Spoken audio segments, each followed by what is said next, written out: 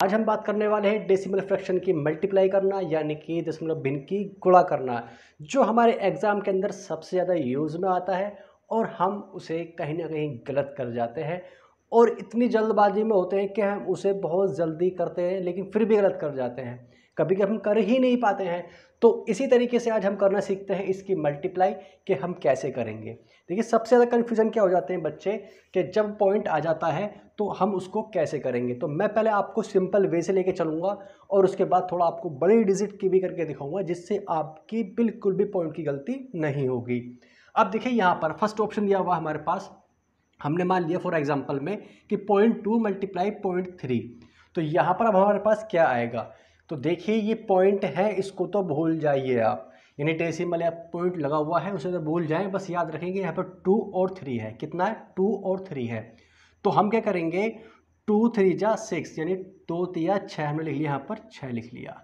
अब 6 लिखने के बाद अब हम देखेंगे पॉइंट जो लगा हुआ है वो कितनी संख्या के बाद लिखा हुआ है। देखिए पॉइंट के बाद एक संख्या है, ये केवल इस वाली, इसी तरीके से पॉइंट के बाद यहाँ एक संख्या है वो इस वाली में है। तो पॉइंट के बाद कितनी संख्या हुई, एक इसकी और एक इसकी, तो कितनी होगी, 2 हो गई। तो क्या करेंगे यहाँ पर हम इसी तरीके से हम देखेंगे यहाँ पर कितना, एक। अब अगर एक ही होती तो पॉइंट तुरंत हम यहाँ लगा देते, पर यहाँ पर क्या है, एक के बाद नहीं है, क्योंकि पॉइंट के बाद कितनी संख्या, एक इसमें है और एक इसमें है, एक और एक हमारे पास कितनी होगी, 2 हो गई। तो यहाँ पर 2 तिया 6 हमने लिख दिया। अब एक डिजिट ये हो गई, अभी एक हमारे पास और चाहिए, नहीं है तो आगे लगा लेंगे 0। तो दूसरी डिजिट हमारे पास ये होगी, फिर उसके बाद लगा देंगे पॉइंट। अब पॉइंट के पहले भी है 0 लगा दो, मत लगाओ, उससे कोई फर्क नहीं पड़ने वाला, केवल पॉइंट भी लगा देंगे तो भी हमारी बात चल जाएगी। आई बात समझ में या नहीं आई?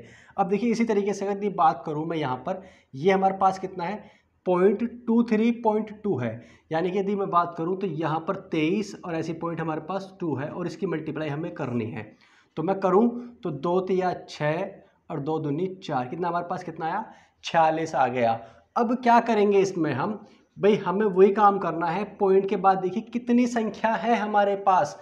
तो देखिए पॉइंट के बाद एक इसमें है और 2 इसमें है, तो क्या करेंगे यहाँ पर 1 2, तीसरी होने के लिए 0 लगा देंगे, फिर उसके बाद लगा देंगे पॉइंट। तो हमारे पास कितना आ जाएगा यहाँ पर कि 0.046 हमारे पास आ गया।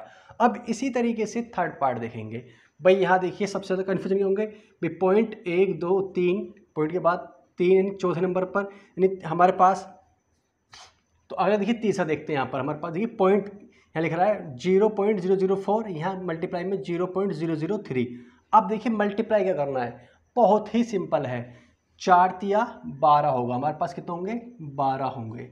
अब देखिए पॉइंट के बाद मैंने आपको बताया था कितनी डिजिट है उतने बाद उतने पॉइंट गिनकर हमें पॉइंट लगाना है। तो देखिए यहाँ पर कितना, 1 2 3, 3 इसके हो गए, 1 2 3 4, 4 इसके हो गए, तो 4 3 हमारे पास कितने हो गए, 7 यानी 7 हो गए। तो यहाँ से करेंगे 1 2, तीसरे के लिए 3 4 5 6 और यहाँ 7 और वो लगा देंगे यहाँ पर पॉइंट। तो हमारे पास क्या आ गया, ये आ गया 0.00012, या हैप्पी पॉइंट के बाद लगा दो 0, को कोई फर्क नहीं पड़ता। यानी पॉइंट जो आप यहाँ पर आएगा वो कितनी डिजिट के बाद आएगा, आपके 7 डिजिट के बाद, क्योंकि यहाँ पर 3 इसके हैं और 4 इसके हैं, 4 3 7, तो गिन लेंगे 1 2 3 4 5 6 7, उसके बाद लगा देंगे पॉइंट। तो इसलिए हमारे पास क्या हुआ, इसका आंसर कितना आया हमारा 0.6, इसका कितना आया हमारे पास 0.046 और इसका कितना है हमारे पास में 0.000012 आया।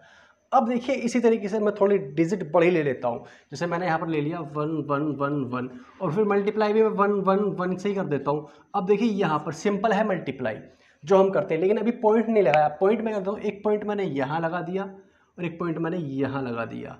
अब पहले हम इसकी मल्टीप्लाई कर लेते हैं, हमारे पास कितना आंसर आएगा। तो ठीक है इसकी मल्टीप्लाई कर लेना, मैं डायरेक्ट कर देता हूँ मल्टीप्लाई इसकी, 1 2 3 4 3 2 1, ये मल्टीप्लाई करके हमारे पास इतना इसकी वैल्यू आएगी।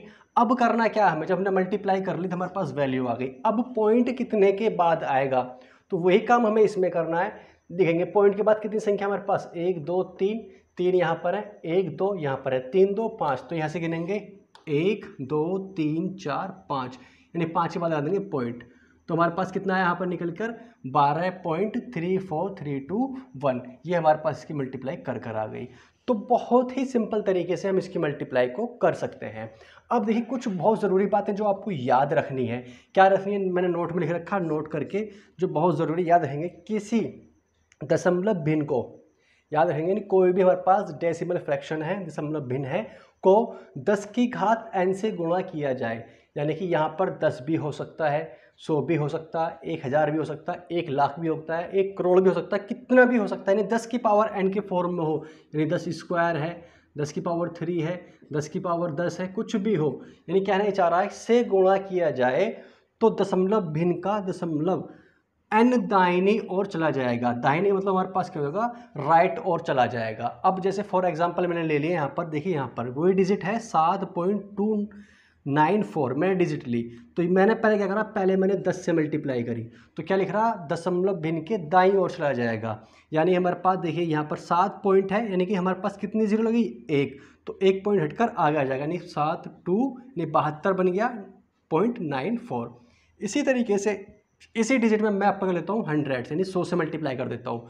तो अब कितनी डिजिट हमारे पास, 100, यानी हमारे पास डिजिट कितनी है, 100, यानी हमारे पास 0 यानी 2 है, तो हमारे पास पॉइंट क्या होगा, दाहिनी ओर यानी राइट ओर की ओर 2 और बढ़ेंगे, यानी यहाँ पर कितना था, तो 1 2 यानी कि 9 के बाद लग जाएगा, यानी 7, यानी आपके पास 729 होगा, पॉइंट यहाँ पर 9 के बाद लगेगा। इसी तरीके से यदि इसी डिजिट में मैं 1000 से मल्टीप्लाई करता हूँ तो क्या होगा, हमारे पास 3 के बाद पॉइंट लगेगा, तो 1 2 3 यानी 4 तक आ गए। भी आगे, हाँ पॉइंट मैं यहाँ लगा दूँ या ना लगाऊँ उसका कोई महत्व नहीं होता, क्योंकि यहाँ पर कोई वैल्यू, उसका कोई मान होगा ही नहीं, क्योंकि इसके बाद अगर 0 लगाऊंगा उसकी कोई वैल्यू नहीं होती है। तो इसलिए हमारे पास क्या हुआ, डायरेक्टली पॉइंट मैंने ख़त्म कर दिया।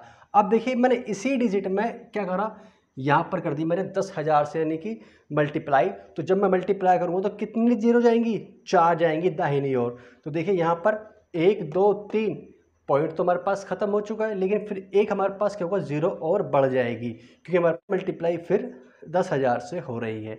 तो इस वजह से हमारे पास 3 तो 0 इससे ख़त्म और 1 0 हमारी आगे बढ़ जाएगी। तो इस तरीके से हम इसको याद रखेंगे, तो कोई भी डेसिमल फ्रैक्शन की कोई भी मल्टीप्लाई आएगी तो हम उसको आसानी से कर सकते हैं।